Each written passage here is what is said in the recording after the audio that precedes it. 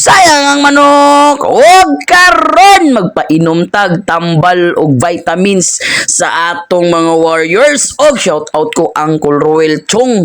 Mao ni ang among handler.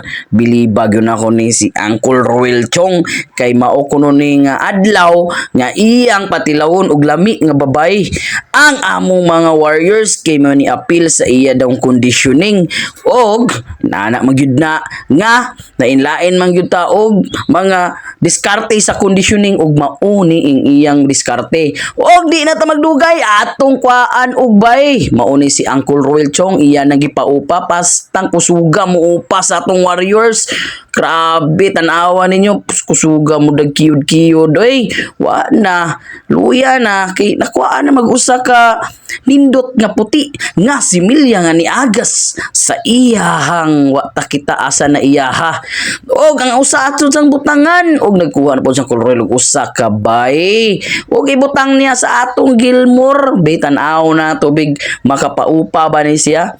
Og tuara patay malasa ning Gilmore na to di gyud siya ka turjak yun pastang ni malasa o. Di gi siya kadakop sa bahay kay perti lasa.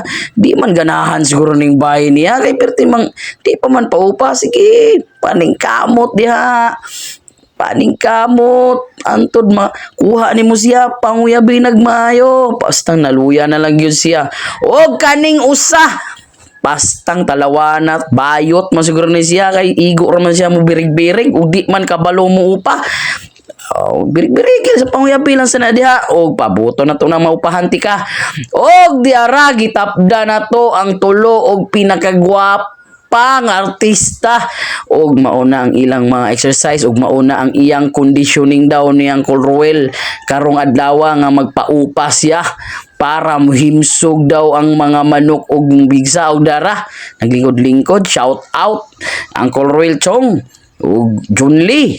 Alright, mauna ang among gibuhat karong adlaw nga conditioning paupa time para himsog og musika ng tiil.